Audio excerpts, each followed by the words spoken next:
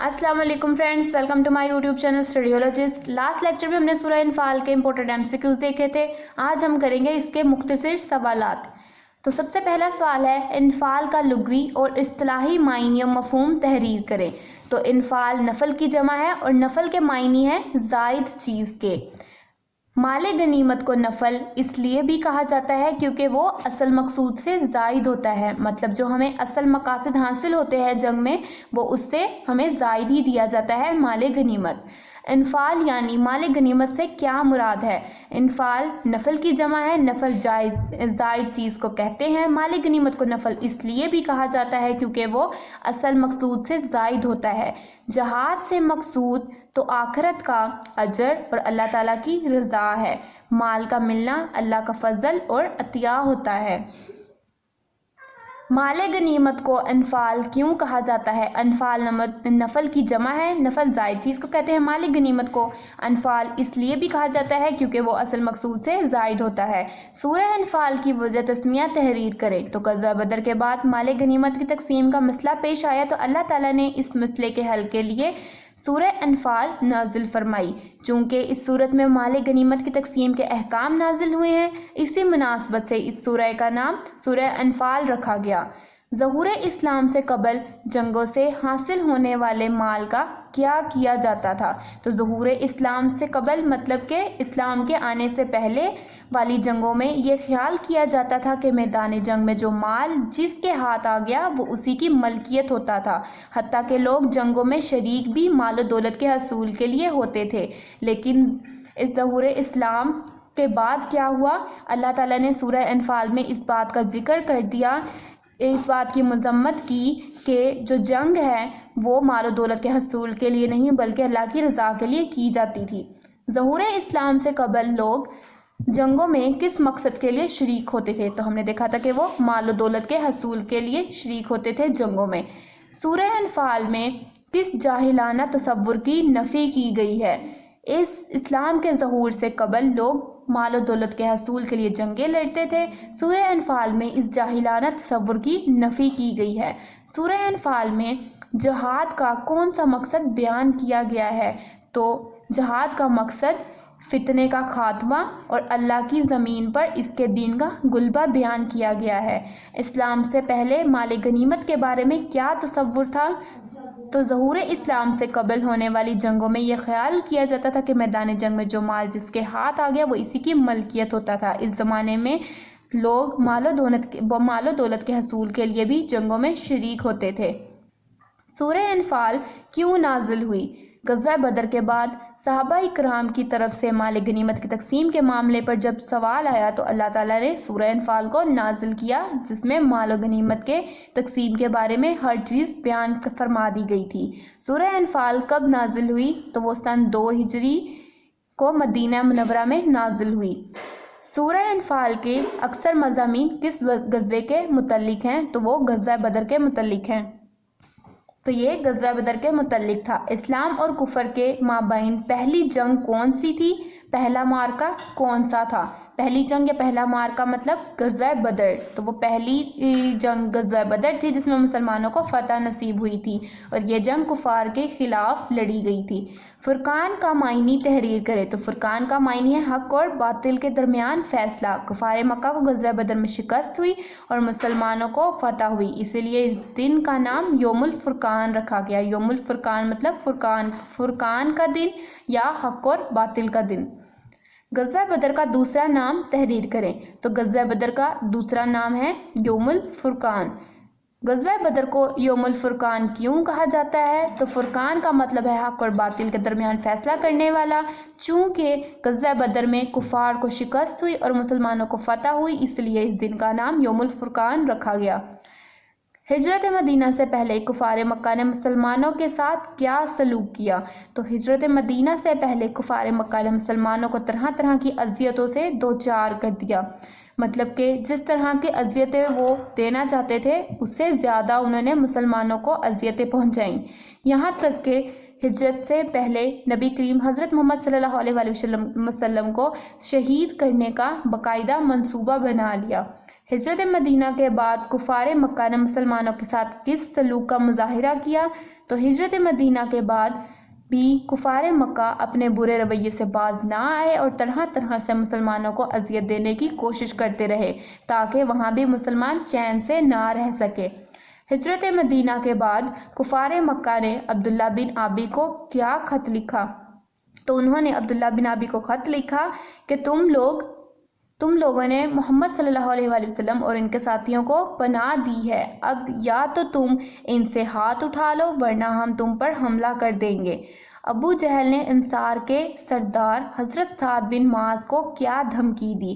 تو انہوں نے حضرت سعد بن معاذ کو یہ دھمکی دی کہ تم نے ہمارے دشمنوں کو پناہ دی ہے، اگر تم مکہ سے ہمارے ایک سردار کی پناہ میں نہ ہوتے تو زندہ واپس نہیں جا سکتے تھے۔ غزوہ بدر کا سبب تحریر کریں۔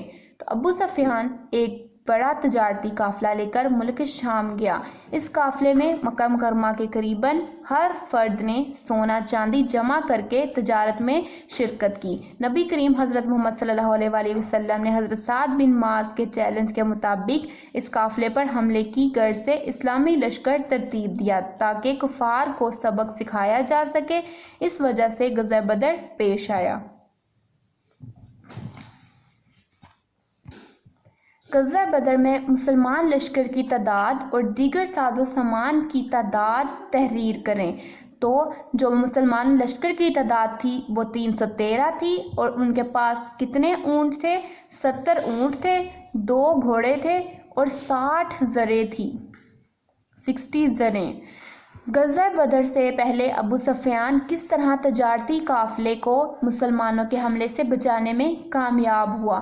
تو ابو سفیان اپنے قافلے کا راستہ بدل کر بحر احمر کی ساحل کی طرف نکل گیا تاکہ وہاں سے چکر کاٹ کر مکہ مکرمہ پہنچ سکے۔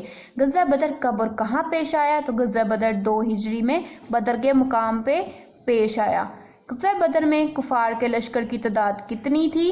تو کفار کے لشکر کی تعداد تھی 1000۔ غزوہ بدر میں کفار کا کیا نقصان ہوا؟ انہیں بہت سارا جانی و مالی نقصان اٹھانا پڑا۔ کفار کے 70 آدمی مارے گئے اور تقریباً اتنے ہی گرفتار ہوئے۔ غزوہ بدر کا نتیجہ تحریر کرے۔ تو غزوہ بدر میں مسلمانوں کو فتح ہوئی، کفار کو شکست فاشت ہوئی، کفار کے 70 آدمی مارے گئے اور تقریباً اتنے ہی گرفتار ہوئے۔ غزوہ بدر میں کفار کا کون سا بڑا سردار یا سپہ سالار مارا گیا؟ تو وہ تھا ابو جہل۔ سورہ انفال کا مرکزی مضمون تحریر کرے۔ تو سورہ انفال کا مرکزی مضمون اللہ کے راستے میں جہاد کے آداب و فضائل کا بیان اور صلح جنگ کے احکام کی وضاحت ہے۔ سورہ انفال میں اللہ تعالیٰ نے کن کی تعریف اور حوصلہ افزائی فرمائی ہے؟ تو انہوں نے غزوہ بدر میں شامل ہونے والے مسلمانوں کی تعریف اور حوصلہ افزائی فرمائی ہے۔ غزوہ بدر کا پس منظر تحریر کریں۔ تو وہ پس منظر کیا تھا؟ ابو سفیان ایک بڑا تجارتی قافلہ لے کر ملک شام گیا۔ واپسی پر اس قافلے پر بہت سا مال تھا۔ مسلمانوں کو اس قافلے کا علم ہوا تو انہوں نے مال غنیمت حاصل کرنے کا سوچا۔ قافلہ تو بچ کر نکل گیا مگر اسی وجہ سے غزوہ بدر پیش آیا۔ سورہ انفال کے آغاز میں مسلمانوں کو کس چیز کی تعلیم دی گئی ہے؟ تو انہیں سورہ انفال میں اس چیز کی تعلیم دی گئی تھی کہ مسلمانوں کو تقوی، اطاعت حق، ذکر الہی اور اللہ پر توکل کرنے کی تعلیمات کا اظہار کیا گیا ہے۔ سورہ انفال کے آغاز اور اختتام پر کن کی صفات بیان کی گئی ہیں اور اللہ تعالیٰ کی طرف سے کس وعدے کا تذکرہ کیا گیا ہے؟ تو اس میں جو صفات بیان کی گئی ہیں ان میں ہے اللہ تعالیٰ کی عنایات کے وعدے کیے گئے ہیں۔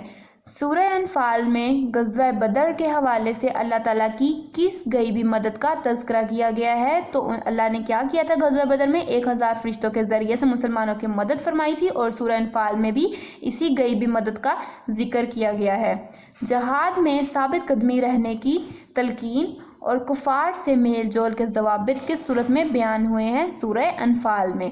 سورہ انفال میں انسان کی کامیابی کی ضمانت کن چیزوں کو قرار دیا گیا ہے؟ تو وہ ہے ظاہری وسائل کی بجائے اللہ تعالیٰ کی ذات پر اعتماد کرنا اور اپنے معاملات اللہ تعالیٰ کے سپرد کر دینا ہی مسلمانوں کی کامیابی کی ضمانت ہے۔ اللہ تعالیٰ کی نعمتوں کو یاد کرنے سے کون سا جذبہ پیدا ہوتا ہے؟ تو صبر و شکر کا۔ جذبہ پیدا ہوتا ہے۔ مال اور دولت کی محبت میں حد سے بڑھنے کا نقصان تحریر کریں۔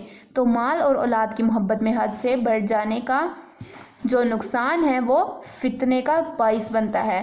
سورہ انفال کی روشنی میں حق اور باطل کی کشمکش کا کیا نتیجہ نکلا؟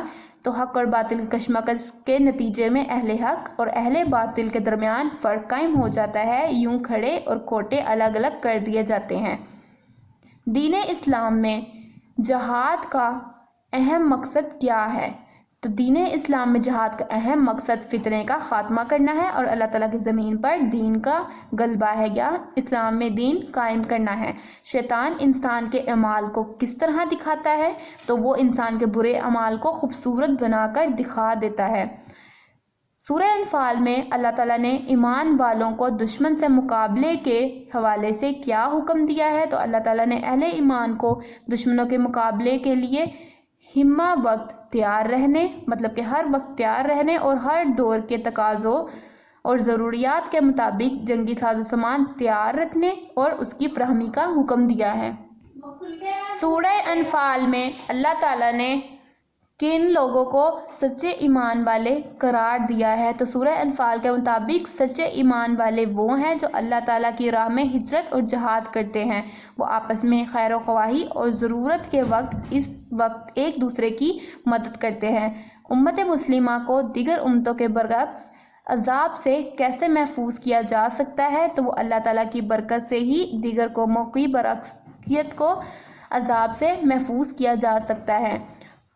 سورہ انفال کی آیت نمبر 33 کی روشنی میں استغفار کا فائدہ اور برکت تحریر کرے۔ تو سورہ انفال کی آیت نمبر 33 کی روشنی میں استغفار کا یہ فائدہ ہے کہ اللہ تعالیٰ استغفار کرنے والوں پر عذاب نازل نہیں کرتا۔